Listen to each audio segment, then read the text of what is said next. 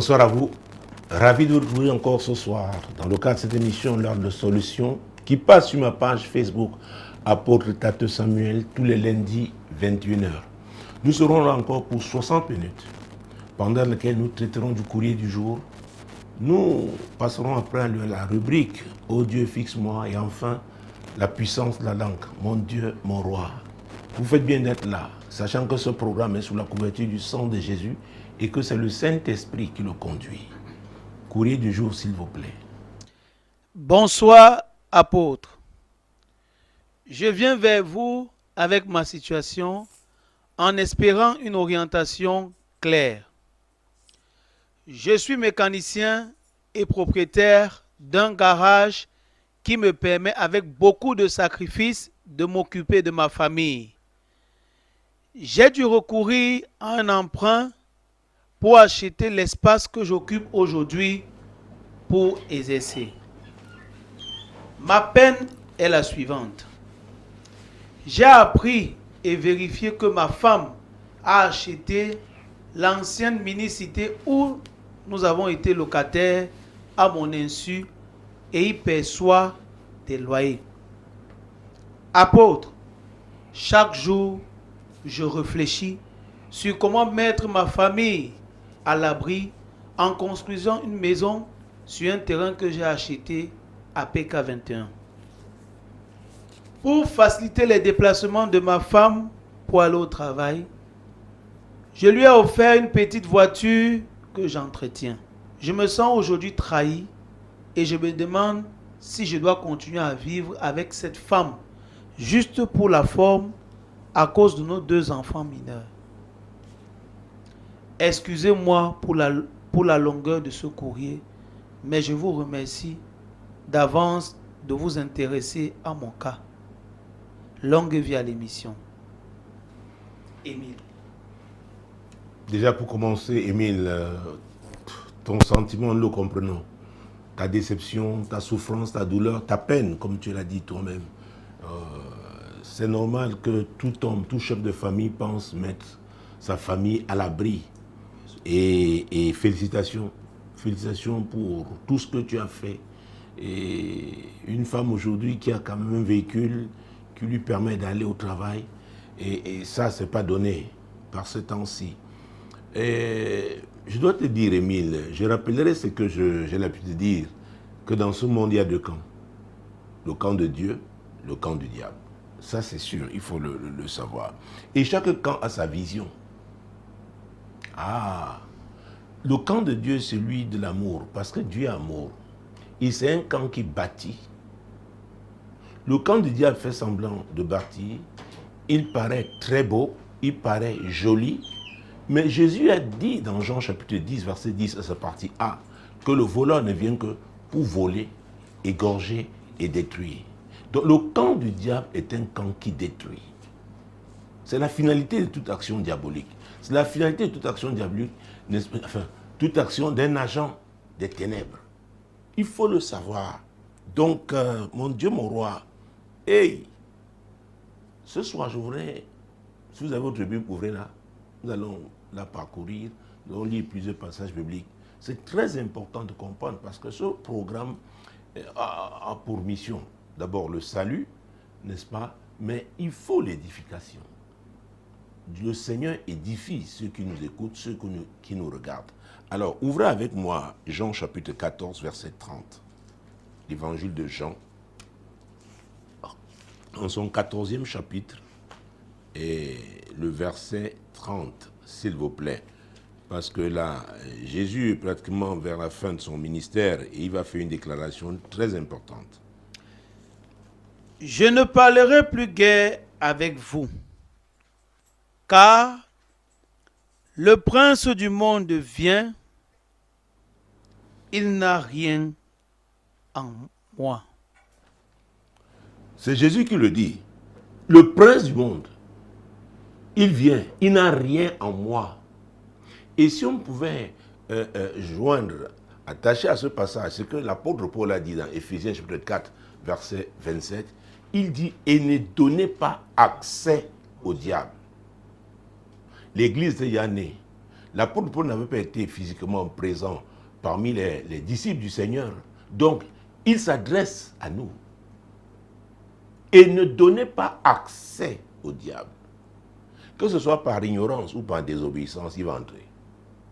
Et s'ils ont vu qu'il est le destructeur, et ne donnez pas accès au diable. Alors, Jésus, avant de commencer son ministère, quand vous lisez Luc chapitre 4, mon Dieu, mon roi, c'est important de comprendre comment ce monde fonctionne, parce que l'on ne doit pas être surpris. Luc chapitre 4, verset 5, 6, 7. Le diable, l'ayant élevé, lui montra en un instant tous les royaumes de la terre et lui dit, je te donnerai toute cette puissance et la gloire de ces royaumes, car elle m'a été donnée et je la donne à qui je veux. Si donc tu te prosternes devant moi, elle sera toute à toi. Ah, le prince de ce monde, le diable, avec Jésus, voilà comment il a opéré. Donc, le diable donne. Ne vous leurrez pas. C'est pourquoi ceux qui viennent à l'église parce qu'ils veulent recevoir, le diable donne. Mais Dieu bénit. La Bible dit que ce sont les bénédictions de l'Éternel qui enrichissent. Elles ne sont pas assorties de chagrin. Il faut comprendre ça. Et c'est pourquoi avec Dieu, il y a des étapes. C'est pourquoi avec Dieu, il y a sa parole. On ne peut pas la contourner. On ne peut pas la piétiner. Et dire qu'on va réussir. Ce n'est pas possible. Il n'y a pas de raccourci avec Dieu. On ne brûle pas les étapes avec Dieu. C'est la crainte de l'Éternel qui enseigne la sagesse. C'est très important. Parce que quand on comprend ça, alors, on va aussi comprendre pourquoi dans Matthieu chapitre 16, ah oui, Matthieu chapitre 16, verset 21, mon Dieu, mon roi, ou alors verset 23, 23 c'est mieux, Matthieu chapitre 16, verset 23. Mais Jésus, se retournant, dit à Pierre, arrière de moi, Satan, tu mets en scandale, car tes pensées ne sont pas les pensées de Dieu, mais celles des hommes. Ah, Jésus s'adressait à qui? À Pierre, pas n'importe qui. Il faisait partie des colonnes. Il appelé à devenir capitaine de cette équipe. Il vient d'avoir une grande révélation. La révélation du Christ. Mais quelque temps après, Jésus va lui dire, arrière de moi Satan. Pourquoi? Jésus commence à parler de comment il va finir son ministère par la croix. C'est le prix qu'il va payer. Il dit non, non, non, c'est pas possible. C'était ça l'objectif. Et je pense avant la fin de ce... Si nous avons longtemps, nous parlerons la nécessité de se fixer des objectifs, parce que j'en parle depuis 2 semaines à l'église. Alors, il dit, arrière de moi, Satan. C'est Satan qui est entré. C'est Satan qui a parlé. C'est Satan qui a influencé Pierre. Et il lui dit, si tes pensées ne sont pas les pensées de Dieu. J'ai parlé de 2 camps. Le camp de Dieu et le camp du diable. Ah, si les pensées sont les pensées de Dieu, il dit ici, mais celles des hommes. Parce que les hommes sont influencés par ce monde. Nous on parle du prince de ce monde, qui inspire les hommes. Et c'est lui qui ne vient que pour voler, égorger et détruire. Donc Émile, oh, ta femme a été inspirée par le diable. Si tout ce que tu as dit là est ce qui est, tu la traites comme ça, et que elle a fait un tel investissement à ton insu, sache que c'est le destructeur. Mais seulement, mon Dieu, mon roi, avant d'évoluer, prenons encore le chapitre 15. Parce que j'allais faire une déclaration, mais prenons le chapitre 15 de Matthieu, verset 3. Il leur répondit, et vous, pourquoi transgressez-vous le commandement de Dieu au profit de votre tradition? Vous voyez que tout à l'heure, quand le diable avait levé Jésus, lui promettant le royaume de la terre, leur gloire, leur richesse, oh, tous les pays du monde faisaient partie de ce royaume. Nous venons voir comment il inspire. Et maintenant, nous parlons des traditions. Pourquoi transgressez-vous la loi de Dieu? au profit de vos traditions. Et j'ai l'habitude de dire, de conseiller à ceux qui veulent se marier. Parfois, ils ont déjà trouvé celle-là ou celui-là, qu'il était important de s'intéresser à la personne. Elle vient d'où? Qu'est-ce qu'on pense du mariage? Quel est, mon Dieu, mon roi, la place du mariage? Comment on traite, n'est-ce pas, les mariés? Quelle est la vision du mariage dans cette famille-là, dans cette communauté-là? Parce que, mesdames, messieurs, il y a des familles, j'en ai eu à l'église, des femmes qui venaient des familles où on pensait que la femme est appelée à rapporter l'argent. Il y en a même par tous les moyens. On pense comme ça dans certaines familles, dans certaines communautés. On a eu des cas de délivrance ici où les filles ont été, n'est-ce pas, consacrées dans une rivière. Donc, l'esprit des eaux s'était emparé d'elles. Elles ne pouvaient pas se marier, mais devaient seulement rapporter l'argent à la famille. Comment? Comment?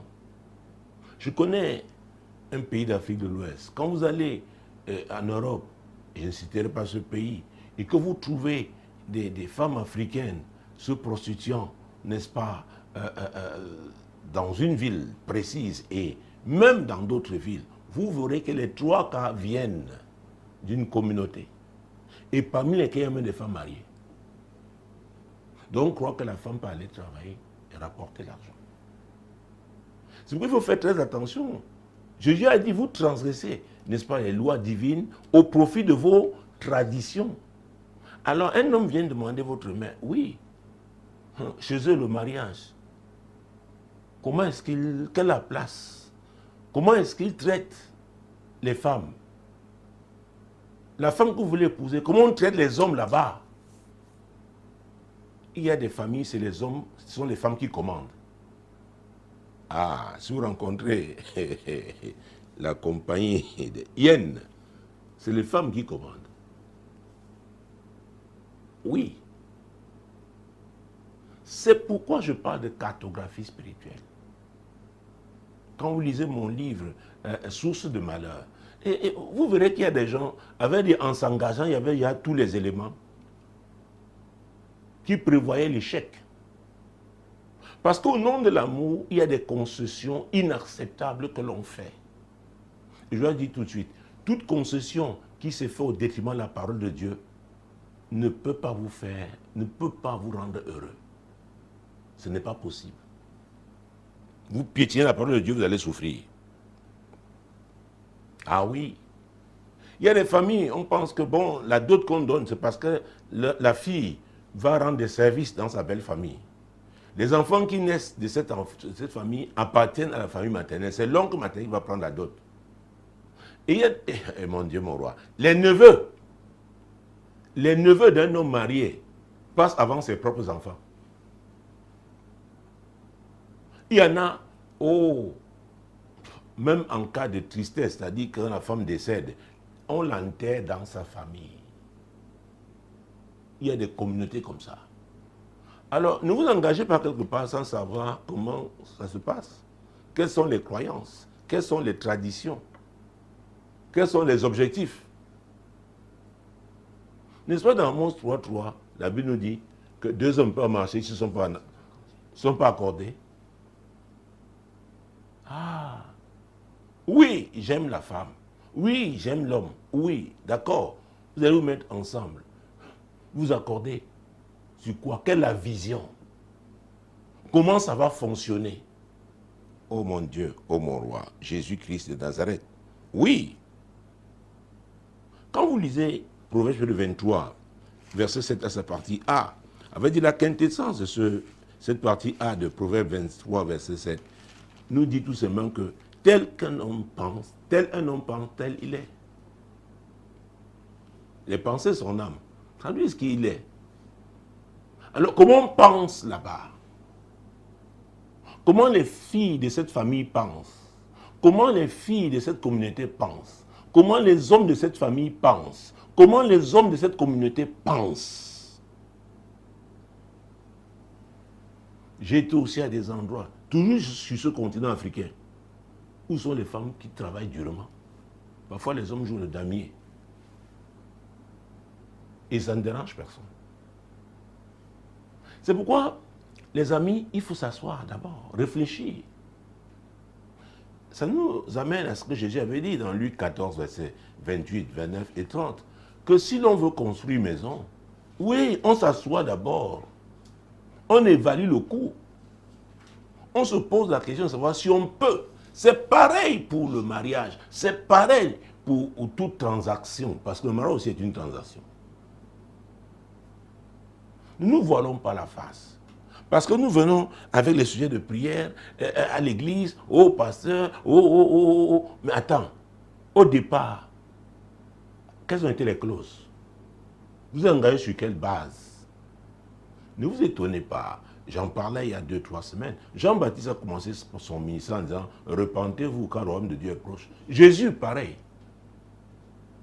Il dit « Changez votre façon de penser ». Ça vous amène à agir autrement. C'est très important. Je vous ai dit que cette émission, c'est vrai, le but c'est le salut, mais l'édification, ah oui, a une place très importante. C'est pourquoi, quand nous traitons des courriers, si vous vous sentez concerné, prenez des notes et réfléchissez. Parce que nous avons pour appui la parole de Dieu. C'est notre appui. Et qu'est-ce que Jésus a dit? Lisons Jean chapitre 8. Jean chapitre 8. Verset 32. Jean chapitre 8. Verset 32. Vous connaîtrez la vérité et la vérité vous affranchira. La vérité, que ce soit dans l'ancienne alliance ou dans la nouvelle. D'ailleurs, lisons Proverbe chapitre 23. Verset 23, c'est partie A. La vérité est incontournable quand il s'agit de Dieu. Ce n'est pas possible de réussir sans la vérité. Donc, tourner le dos à la vérité, c'est ouvrir les portes de l'échec, les portes de la désolation. Ah oui, Proverbe chapitre 23, j'ai dit, oui. Verset 23, je suis aussi en train de chercher, nous allons prendre juste la partie A, mon Dieu, mon roi. Acquiert la vérité et ne la vend pas. Oh, acquiert la vérité et ne la vend pas. C'est-à-dire qu'elle soit précieuse à tes yeux. Garde-la jalousement. Parce que tu ne peux pas réussir sans la vérité. Et le plus souvent, les gens veulent des solutions et refusent, n'est-ce pas, de considérer la vérité. Vous les amenez, et c'est ce que je fais le plus souvent. Vous posez un problème, je dis, ok, ensemble, allons-y. On chemine. Et vous-même, vous allez conclure. Est-ce qu'avec ce que vous avez, les préalables, avec ce qui précède, les étapes que vous avez suivies, pouvez-vous réussir? Et le plus souvent, les gens fuient cette démarche. Ils veulent juste des prières. La prière ne va pas opérer sur le mensonge. Il y a des gens qui se mentent à eux-mêmes. C'est-à-dire qu'ils évoluent sur un chemin glissant, sur un chemin où ils vont se fracasser. Mais quoi que la vérité d'emblée, la prière va les arracher comme ça. Non, non, non, il faut coopérer. C'est très important. Oui, madame, oui, monsieur. Émile nous relate son histoire. C'est une histoire qui nous touche. Il parle de sa peine. Nous souffrons avec lui. Nous comprenons sa douleur. Mais il est important de voir sur quelle base se sont-ils engagés. Oui, madame, oui, monsieur. C'est très important.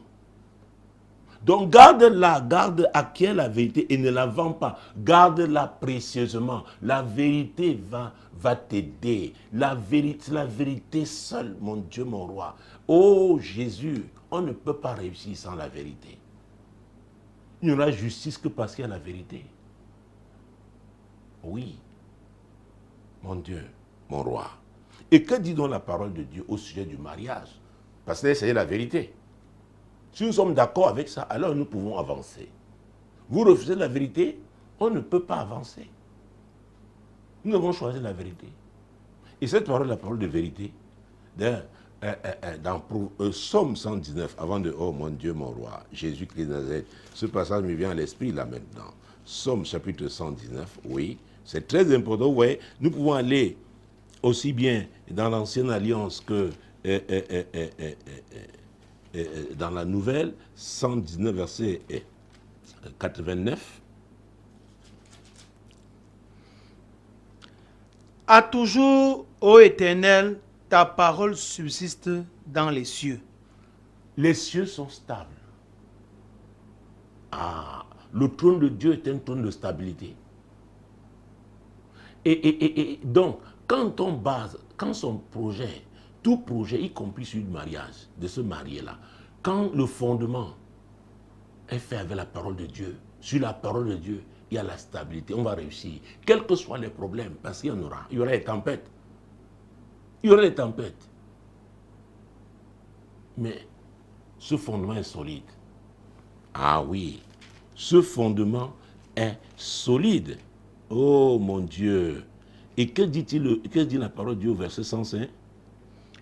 Ta parole est une lampe à mes pieds et une lumière sur mon sentier. Sur mon sentier, je marche.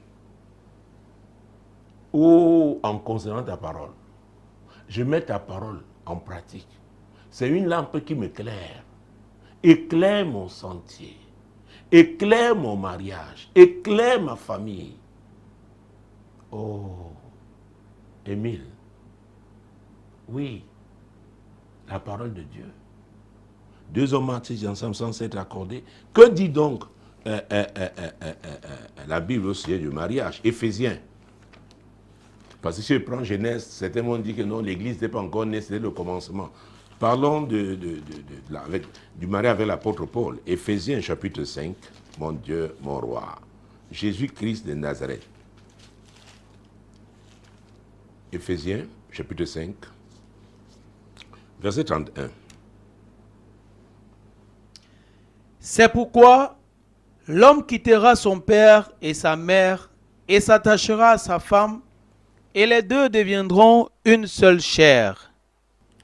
Alors, l'apôtre Paul, serviteur de Christ, il s'adresse aux chrétiens, des gens, des disciples du Seigneur, qui ont reçu l'enseignement du Seigneur. Ils ont donné leur vie au Seigneur, ils mettent en pratique son enseignement, c'est-à-dire la parole de Dieu. C'est pourquoi je ne suis pas d'accord. Si vous n'êtes pas en accord par rapport à la parole de Dieu, c'est-à-dire vous regardez à des directions, n'est-ce pas, opposées. Et le Seigneur a voulu que nous marchions, qui est l'unité? L'unité du corps de Christ, l'unité dans le mariage. Oui.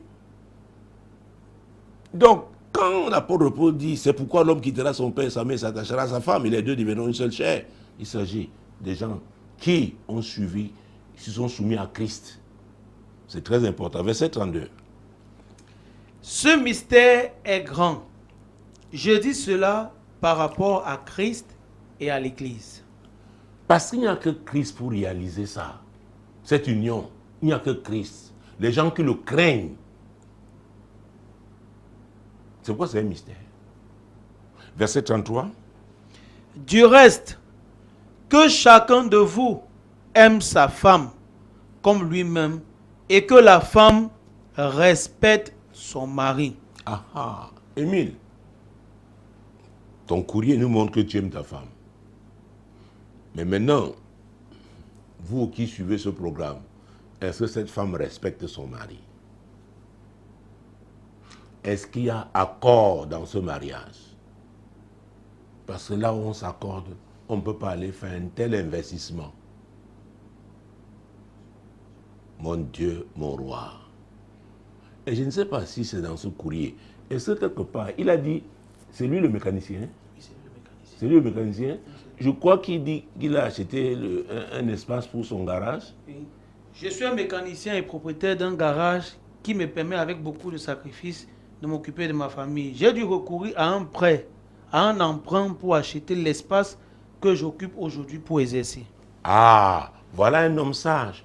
Et dans le garage là, le terrain, c'est lui le propriétaire. Vous voyez, ça garantit, c'est la garantie de l'activité. Et quelque part, il dit qu'il a acheté aussi un autre terrain, je crois que c'est PK20, je ne sais pas. Là, Voilà. on a conçu la maison.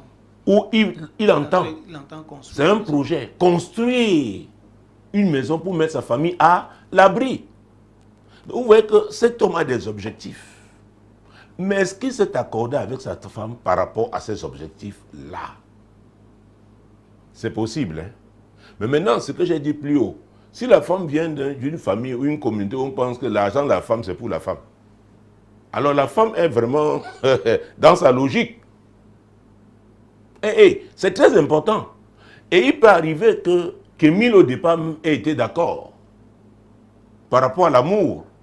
Maintenant, la conjoncture fait que, mais, il réfléchit aujourd'hui, il se dit, mais tiens, est-ce que ça peut continuer comme ça? Parce que, est-ce qu'il faut encore, mon Dieu, mon roi, peut-être on va rappeler, mais le temps, c'est que ce qui précède, parce qu'au verset 22, l'apôtre Paul nous parle de la femme dans le cadre du mariage. Femmes, soyez soumises à vos maris comme au Seigneur. Oh, cela veut dire qu'une femme qui n'est pas soumise au Seigneur ne peut pas être soumise à son mari. C'est pourquoi, à vrai dire, c'est une femme qui craint déjà Dieu. Un homme qui craint déjà Dieu, ce sont des personnes qui sont qualifiées pour se marier selon la volonté de Dieu. C'est pas parce qu'on craint Dieu qu'on peut épouser n'importe quelle femme qui craint Dieu. Parce que le mariage, c'est pour accomplir un but. Le but divin, c'est très important. C'est pas parce que tous les deux vous craignez Dieu que vous êtes appelés à vous marier. Qu'est-ce que vous êtes appelés à faire ensemble? C'est Dieu seul qui met les gens ensemble pour accomplir son projet. C'est pourquoi le mariage est un champ missionnaire. Donc, deux personnes qui craignent Dieu, leur mariage peut ne pas marcher. Parce que peut-être ils avaient des appels différents. Imaginez-vous quelqu'un qui est appelé à aller exercer dans l'hémisphère nord, du côté de l'hémisphère nord, et l'autre du côté de l'hémisphère sud. Et les deux craignent Dieu. Maintenant, ils se mettent ensemble. Il y a incompatibilité. Il faut que ce soit bien clair. Mon Dieu, mon roi. Alors, la suite, verset 23.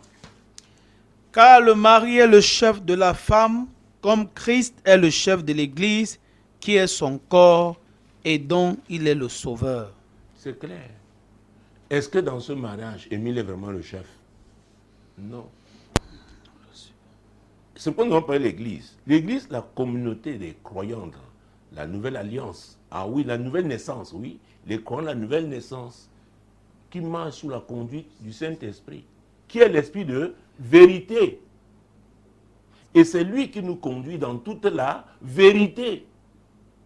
Donc, si vous choisissez le mensonge, et vous connaissez les branches du mensonge, la ruse, la tromperie, la duperie, même la séduction, vous n'êtes plus dans la vérité.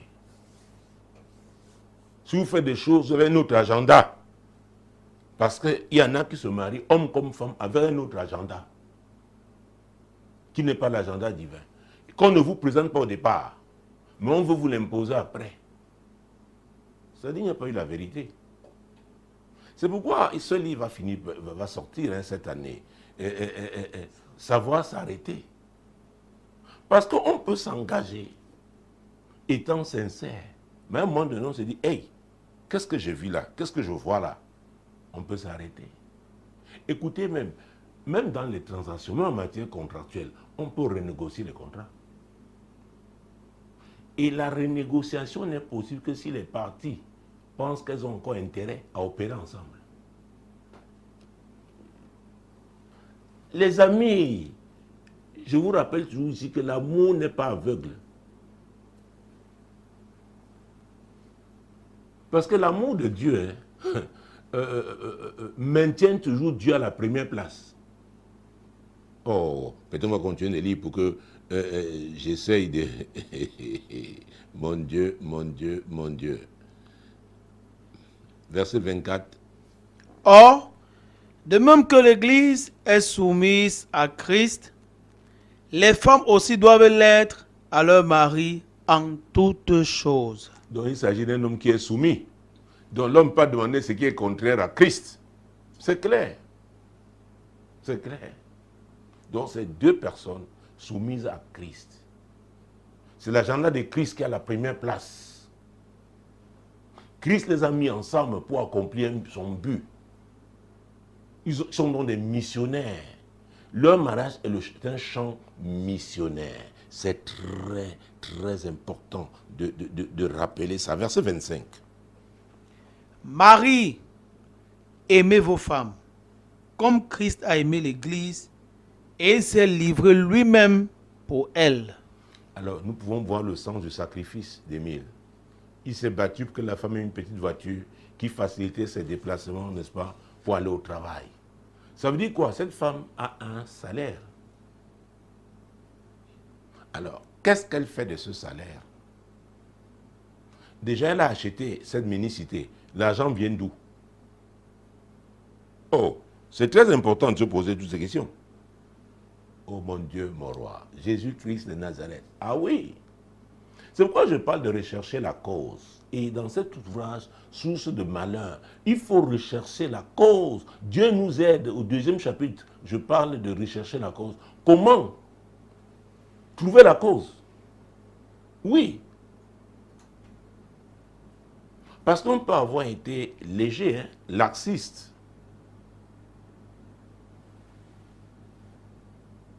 Mais si Dieu doit avoir la première place, si Jésus a la première place dans notre vie, même la femme va s'arranger à ce que son mari ait vraiment la place de chef là.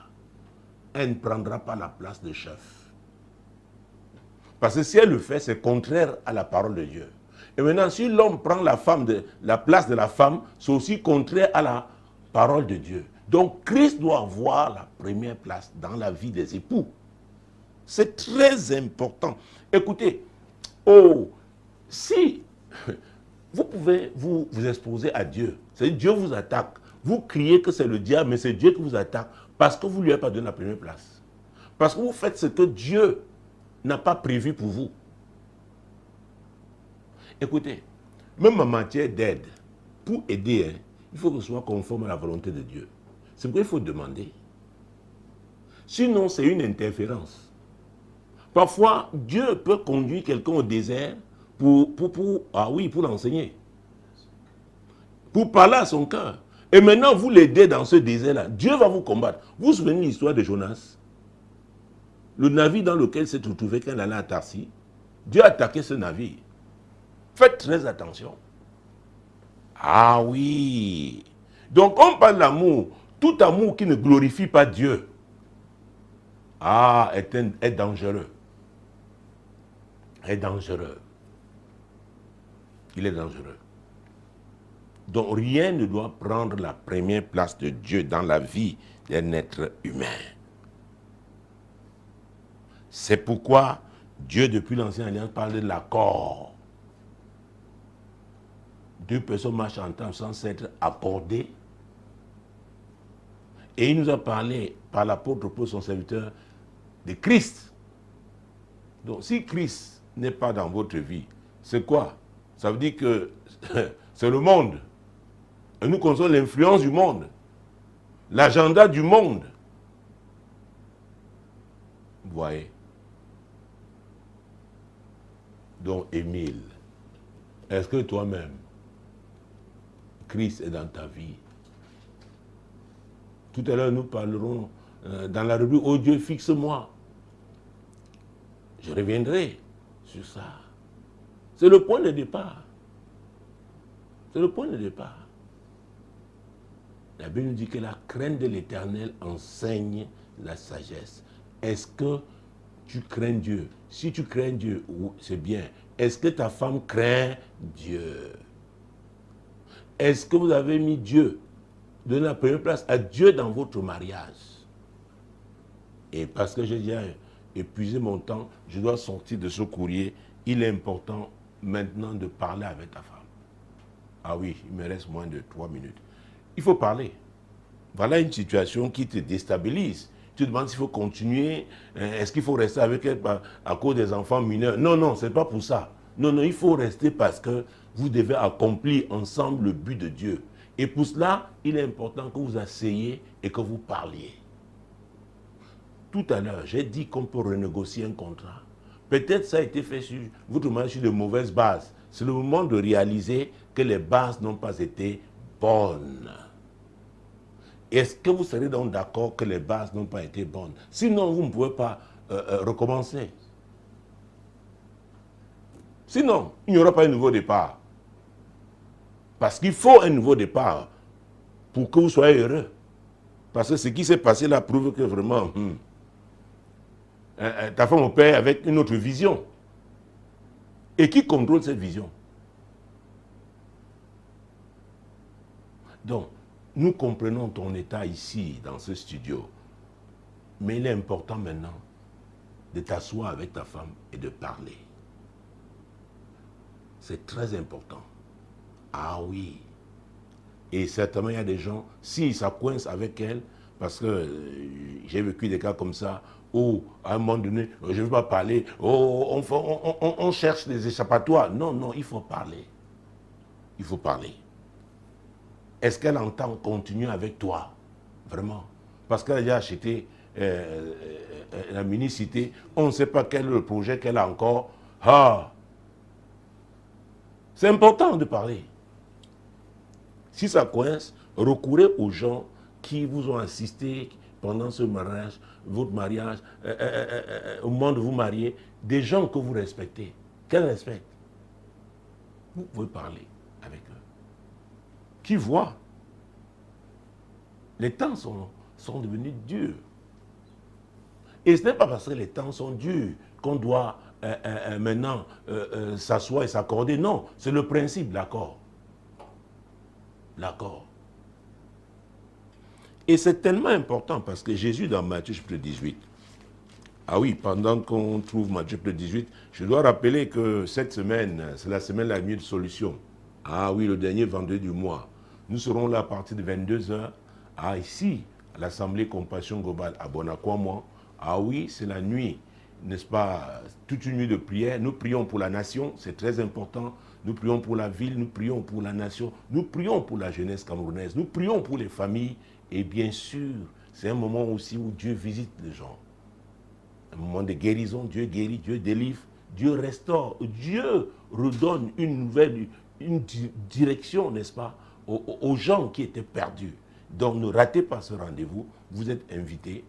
Donc j'étais en train de dire qu'il y avait un principe dans Matthieu chapitre 18, mon Dieu, mon roi. C'est très important. Parce que le Dieu que nous servons est le Dieu de l'accord, c'est le Dieu de l'unité. Ne nous trompons pas, nous ne voilons pas la face. Et mon Dieu, mon roi, Matthieu 18, verset 19. Attendez. Je suis là sur le chapitre 16. Oui, Matthieu 18, oui. Verset 19. Je vous dis encore que si deux d'entre vous s'accordent sur la terre pour demander une chose quelconque, elle leur sera accordée par mon Père qui est dans les cieux. Quel est le meilleur endroit pour avoir deux personnes soudées que dans le mariage? Le principe de l'accord. Est-ce que tu pries avec ta femme? Ah, peut-être tu es tellement, tu te bats tellement, Hey, attends, Somme 126, avant que je revienne sur ça. Tu te bats, tu veux mettre ta famille à l'abri, comme Gédéon à l'époque.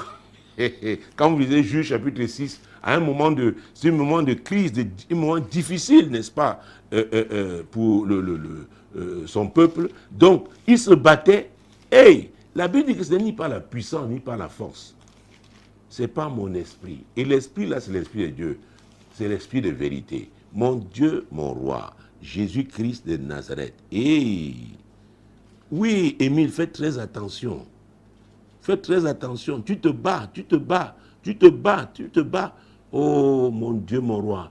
Je cherche ce verset qui dit comment Dieu, n'est-ce pas, il y en a qui sortent le matin, travaillent, matin, midi, soir, et ils mangent le pain d'affliction, alors que, mon Dieu, mon roi, que tu comprennes ça. Laisse-moi trouver ce passage. C'est très important. Ah oui, Somme 127. Oui, verset 2. En vain vous levez-vous matin, vous couchez-vous tard, et mangez-vous le pain de douleur. Il en donne autant à ses bien-aimés pendant leur sommeil. Vous voyez. En vain, vous levez-vous matin, vous couchez-vous tard. Et mangez-vous le pain de douleur, c'est-à-dire que vous n'êtes pas béni. Vous travaillez durement. Oui, durement. Avec peu, n'est-ce pas? Peu de fruits. La moisson est insignifiante. Mais il dit, il en donne autant à ses bien-aimés pendant leur sommeil. Donc, quand vous êtes soumis à Dieu, oh, mon Dieu, mon roi, d'ailleurs, il va vous inspirer. Comment faire pour réussir sans trop oh, mon Dieu, mon roi. C'est-à-dire, tu fais l'essentiel. Tu fais l'essentiel. Tu es efficace.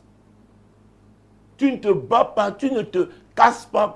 Non, non, non, non. Pourquoi? Tu opères sous la grâce et la faveur. La faveur de Dieu t'accompagne. C'est ce que Dieu est en train de dire ici. La faveur, sa faveur sur ceux qui le craignent. Sur ceux qui lui ont donné la première place dans leur vie. C'est très important. Ah oui, oui, oui, oui. Donc, qu'on ne se leurre pas. Pour revenir à Émile, l'argent joue un rôle important pour l'équilibre d'un couple, l'équilibre d'une famille. La preuve aujourd'hui, il cherche l'argent pour construire une maison. Or, la femme s'est déjà acheté une mini-cité. Et elle perçoit les loyers. Qu'est-ce qu'elle fait de cet argent? Alors qu'ils sont en location. Vous voyez ça? C'est compliqué. Est-ce qu'ils ont la même vision? Et la Bible dit dans Ecclésiaste chapitre 7, verset 8, partie A, que mieux vaut la fin d'une chose que son commencement. Alors ça continue comme ça, la fin ne peut pas être heureuse. On n'a pas besoin d'être prophète. Il y a tous les signes. Ah, mon Dieu. Donc, il faut renégocier. Il faut revoir la base de votre mariage. Ah oui. Parler et établir la notion de budget. Puisqu'aujourd'hui, elle a son salaire, elle a les loyers, peut-être même elle a pris un crédit pour acheter. Tu dois savoir comment est-ce qu'elle rembourse. Maintenant, comment vous allez vous organiser? Parce que tu as un projet, ça doit être votre projet. Construire cette maison à PK20. 21, bon voilà. Ça doit être votre projet. Maintenant, quelle sera la participation? Ah oui, elle doit participer.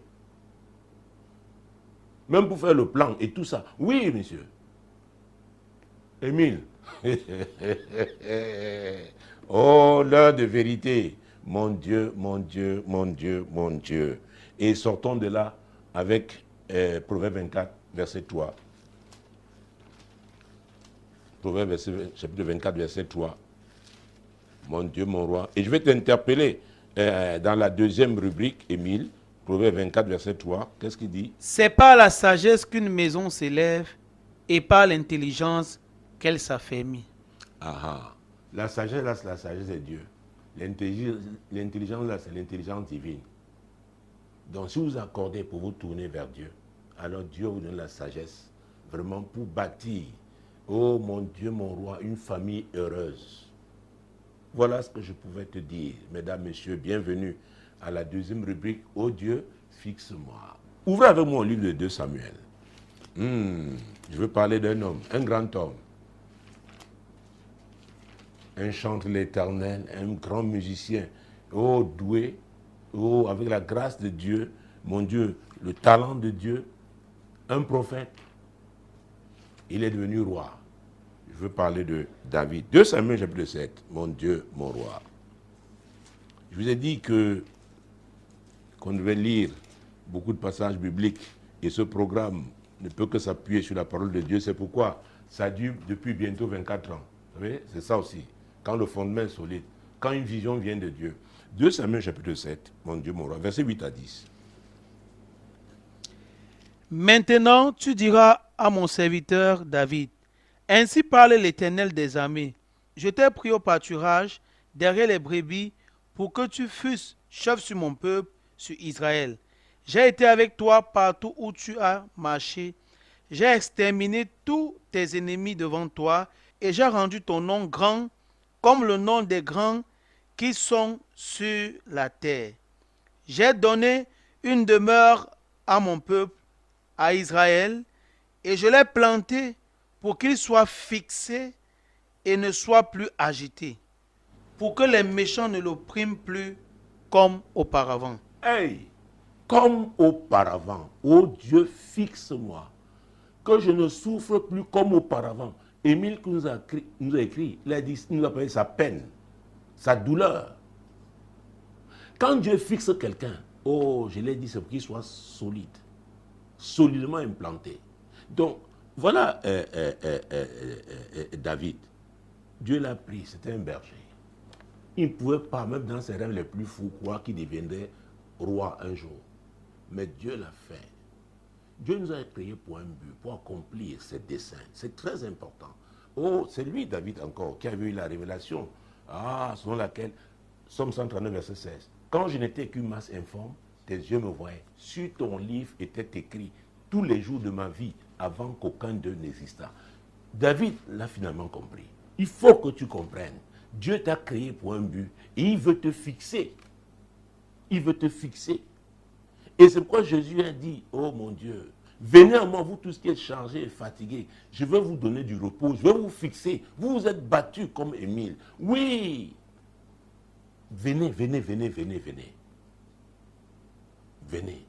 Jésus encore a dit dans Jean 14, verset 6, je suis le chemin, la vérité et la vie. Et je parlais du Saint-Esprit qui est l'esprit de vérité, qui est le conducteur. Quand vous lisez Jean chapitre 16, verset 13, c'est lui, il est le conducteur. Il nous conduit dans toute la vérité. La semaine dernière, nous avons lu 1 Corinthiens chapitre 2, verset 10. Comment, qui nous dit, l'apôtre nous dit comment le Saint-Esprit, il sonde même les profondeurs de Dieu. Donc il connaît le plan de Dieu pour votre vie. Il connaît à quoi vous êtes appelés. Et il n'y a que lui pour vous conduire. Émile, est-ce que tu as donné ta vie à Jésus? Est-ce que Jésus est ton Seigneur aujourd'hui? Parce que si c'est le cas, tu vas te tourner vers lui en priant. Tu vas dire, Seigneur, ce que je vis là, ce n'est pas normal. Peut-être j'ai fait des erreurs. J'ai accepté, j'ai toléré des choses inacceptables. Ah oui, on ne doit pas continuer de laisser faire. Ah oui, permettre que l'inacceptable se fasse. On peut l'avoir fait. C'est une erreur. On demande pardon à Dieu. Maintenant, on se tourne vers Dieu. Mais Dieu aussi peut nous imposer une rigueur. Ah oui, pour faire disparaître les anciennes habitudes. Et on doit avoir donc le cœur. On doit être ferme. Ceux qui connaîtront leur Dieu, c'est dit dans le livre de Daniel, ceux qui connaîtront leur Dieu agiront avec fermeté. Pourquoi? Il s'agit d'atteindre le but de Dieu. C'est très important. Nous ne sommes pas là pour faire plaisir aux hommes. C'est Dieu d'abord. C'est Dieu d'abord. Est-ce que Dieu a la première place dans ta vie? Émile, aujourd'hui, tu peux décider, si ce n'était pas le cas, oui, de confier ta vie au Seigneur. C'est très important. Et il va te diriger. J'ai cité Matthieu 11, verset 28. Au verset 29, il dit, et vous recevrez mes instructions. Dieu va te donner ses instructions. Ah oui, oh, il va te donner ses instructions. Et c'est très important parce que, mon Dieu, mon roi, il y a des étapes. Nous venons lire l'histoire de David. Il y a eu des étapes, Dieu rappelle. Il y a eu des étapes. Donc, c'est quand on se soumet à Dieu, on reçoit ses instructions pour chaque étape. Et il nous parle cette année de l'année de l'achèvement. Donc, on doit achever chaque étape. On doit bien finir chaque étape. Et cela n'est possible que si l'on demeure soumis à Dieu. Si l'on met sa parole en pratique dans notre vie. Vous voyez, c'est un engagement. On doit être sérieux. On doit être sérieux. Donc, Dieu dit qu'il a délivré des combats. Il y a des combats de la vie. Quelqu'un avait chanté, la vie est un combat. C'est vrai. Quand vous voyez l'inflation dans nos marchés aujourd'hui, quand vous voyez, c'est que nous nous battons. Ce n'est pas évident. il est important d'être sous la grâce. La grâce du Seigneur, c'est très important. Et son esprit, qui est le Saint-Esprit, quand il disait à Zacharie, par Zacharie, il disait dans l'Ancien Testament que ce n'est ni par la puissance, ni par la force, c'est par mon esprit. Il disait que cette maison que Zorobabel a commencé à bâtir, il va l'achever. Donc, si tu as commencé à bâtir, peut-être ce projet est de Dieu, mais tu as négligé Dieu, tu ne lui as pas donné la place qu'il fallait. Maintenant, si tu le remets à sa place, il te dit par ma bouche ce soir que tu réussiras au nom de Jésus. C'est très important. Mesdames, messieurs, ce courrier et cette rubrique nous donne l'occasion de revoir, de reconsidérer notre vie. Ah oui, de parcourir, de regarder même, de faire une rétrospective. Est-ce que nous avons donné la première place à Dieu? Oui, nous avons connu des souffrances, des douleurs, des échecs, des déceptions. Mais il est le moment est venu de s'arrêter. Ah oui, il faut s'arrêter. Est-ce que le Seigneur Jésus a la première place dans votre vie? Si ce n'est pas le cas, l'apôtre Paul nous a donné un conseil. Nous allons encore lire Romains chapitre 10 ce soir. C'est très important. Ah oui. Nous avons vu tout à l'heure, j'ai cité Ecclésiaste chapitre 7, verset 8 à cette partie. Mieux vaut la fin d'une chose que son commencement. Et Jésus nous disait, que sert-il à un homme de gagner le monde entier s'il doit perdre son âme? Vous vous battez comme ça. Vous voulez accumuler des richesses. Oui, mais si à la fin, vous devez aller en enfer, ça aura servi à quoi? Cette émission, Dieu l'a suscitée pour votre salut. Saisissez l'opportunité que Dieu vous offre ce soir. Votre vie peut changer. Donnez une nouvelle direction à votre vie avec Jésus. Qu'il devienne votre Seigneur. Et l'apôtre Paul dit donc dans Romains chapitre 10, nous allons lire le principe, verset 9, 10. Si tu confesses de ta bouche le Seigneur Jésus et si tu crois dans ton cœur que Dieu l'a ressuscité des morts, tu seras sauvé. Car c'est en croyant du cœur qu'on parvient à la justice et c'est en confessant de la bouche qu'on parvient au salut selon ce que dit l'Écriture. Oui. Et l'Écriture dit quoi? La suite dit quoi? Quiconque croit en lui ne sera point confus. Il ne sera point confus. Oh, Émile, c'est lui qui nous a écrit aujourd'hui. Et je le prends comme point de contact pour te parler. Je ne sais pas dans quel type de confusion te trouves-tu aujourd'hui. Tu t'es engagé dans un projet aujourd'hui, ça ne va pas. Tu as pris des décisions considérant certains éléments que tu avais, certaines informations, mais aujourd'hui, tu es perdu. Tu ne sais plus quoi faire. Tu es à la croisée des chemins. Oh mon Dieu, mon roi. Peut-être même tu es sur un lit d'hôpital. Tu te dis, je vais finir ma vie comme ça. Jésus est là ce soir. Par cette émission, il est en train de toquer à ta porte. Ah oui. Ouvre la porte de ton cœur. Jésus va entrer. Il va changer ta vie. Mieux vaut, la fin d'une chose que son commencement. Il faut quitter cette terre avec Jésus dans sa vie. Ça me fait penser à Hébreux chapitre 9, verset 27. Nous allons revenir à garder la main sur Romains. Hébreux chapitre 9, verset 27. C'est le passage qui me vient au cœur maintenant. Et comme il est réservé aux hommes de mourir une seule fois, après quoi vient le jugement. Quand vous mourrez là, c'est fini. Hein? Après quoi vient le jugement. Donc c'est pendant que vous êtes vivant que vous choisissez où vous allez passer l'éternité. Et c'est pourquoi Jésus est venu pour le salut. Le message que vous adresse, c'est le message du salut en Jésus. Dieu l'a ressuscité des morts, il a eu la victoire. C'est le seul qui a payé le prix. Mort et a été ressuscité. Oui, pour que nous soyons sauvés. Alors, je ne sais pas, vous pouvez expérimenter la mort dans plusieurs domaines. Il y a la mort au plan financier, c'est-à-dire rien n'entre dans vos affaires, ne prospèrent pas, rien du tout. Il y a un genre de mort, vous mourrez à petit feu, c'est une maladie qui vous ronge, la pauvreté qui vous ronge, déception sur déception, humiliation sur humiliation. Jésus a été ressuscité. Il a vaincu la mort. La Bible nous dit dans Acte 2, 24 qu'il n'était pas possible qu'il soit retenu par les liens de la mort. Le jour où vous donnez votre vie à Jésus, vous devez le savoir. Il n'est plus possible que ce qui vous détruisait là vous tienne encore. Jésus vous donne a ouvert les portes de la délivrance, a ouvert les portes de la guérison. Mais il dit, si tu confesses, par l'apôtre Paul, si tu confesses oui, de ta bouche, le Seigneur Jésus, en croyant dans ton cœur que Dieu l'a ressuscité des morts, tu seras sauvé.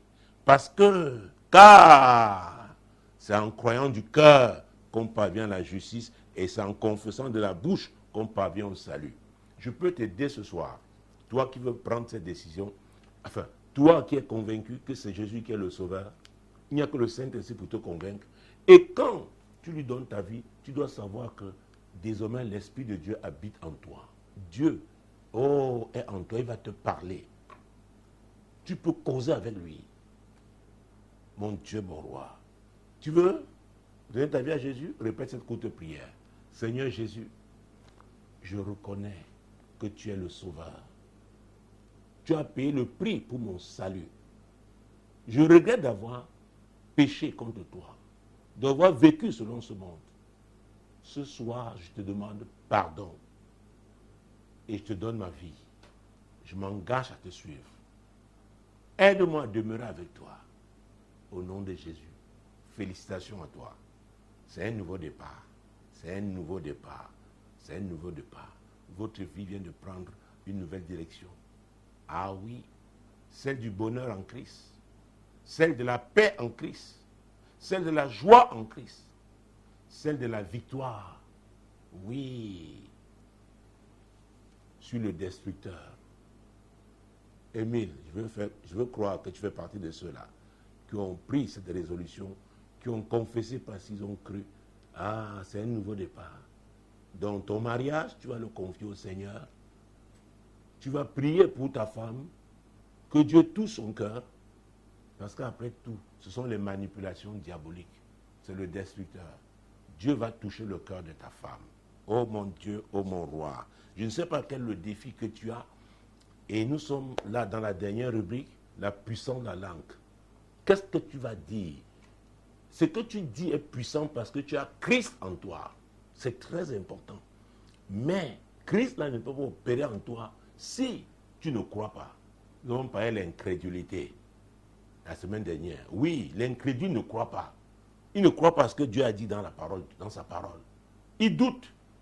Il doute. Et la Bible dit qu'un tel homme ne doit pas s'attendre à recevoir quelque chose de Dieu. Donc, c'est une montagne interne. Avant donc de t'adresser, parce qu'on parle de montagne, ce sont des problèmes. Ces problèmes qui font face à toi, il est important d'avoir la victoire sur l'incrédulité. Le doute ne doit plus exister dans ta vie. Et Jésus nous a montré comment les connexions même peuvent créer le doute. Oh Jésus-Christ de Nazareth, mon Dieu, mon Dieu, mon Dieu, mon Dieu, mon Dieu, mon Dieu, mon Dieu. Hey! Ouvrez avec moi Acte chapitre 9. Parce que Jésus a montré l'exemple avec la femme qui avait, Jairus, le chef de la synagogue, dont la fille de 12 ans était malade, et finalement on est venu lui dire qu'elle était morte. Et qu'est-ce que Jésus lui a dit? Prenons Luc chapitre 5, mon Dieu, mon roi. Jésus-Christ de Nazareth. Mon Dieu, mon Dieu, mon Dieu. Et Jésus-Christ de Nazareth. Non, ce n'est pas Luc 5. Je crois que c'est Marc 5. Marc 5, oui. Marc chapitre 5, parce que c'est comme ça. Il était en train d'aller chez Jairus quand la femme à la perte de sang, n'est-ce pas, l'a intercepté. Mais après, on est venu dire à Jésus, à Jairus, ne dérange plus le maître parce que ta fille est morte. Qu'est-ce que Jésus lui a dit? Il lui a demandé de croire. C'est ça, non? C'est ça. Marc chapitre 5, mon Dieu, mon roi. Je suis au chapitre 7, 6, permettez-moi de trouver le verset 36, oui.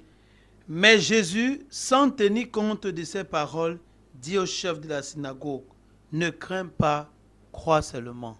Ne crains pas, crois seulement. Crois en ce que Dieu dit. Jésus était physiquement là. Aujourd'hui, il n'est plus physiquement là. Mais l'Église est là. Il nous a envoyés. Par ce programme, le Seigneur vous parle. Ah oui, crois seulement.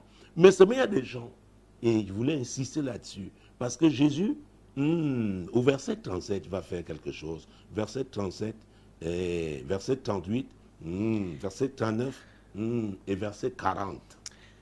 Et il ne permit à personne de l'accompagner, si ce n'est à Pierre, à Jacques et à Jean, frère de Jacques. Pourquoi? Il ne voulait pas avoir avec lui des gens qui vont douter. Donc l'incrédulité peut être entretenue par votre entourage, par les gens qui vous parlent.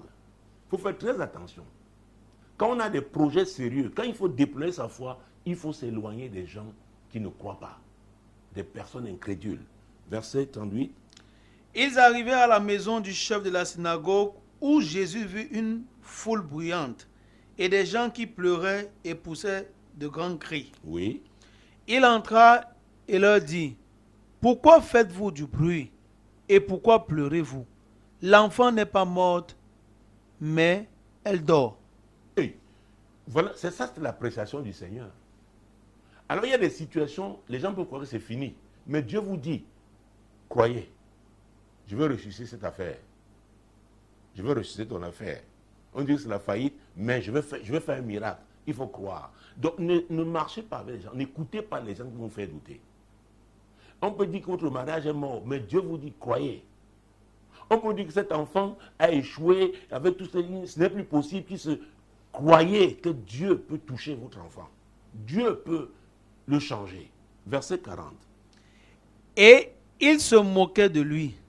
Alors, ayant fait sortir tout le monde, il prit avec lui le père et la mère de l'enfant et ceux qui l'avaient accompagné, et il entra là où était l'enfant. Donc, ils étaient assis. Il y avait Jean, Pierre, Jacques, le père de l'enfant, la mère de l'enfant et Jésus lui-même. Ce sont ceux qui pouvaient croire. Donc, ce soir, il est important de demander à Dieu le discernement.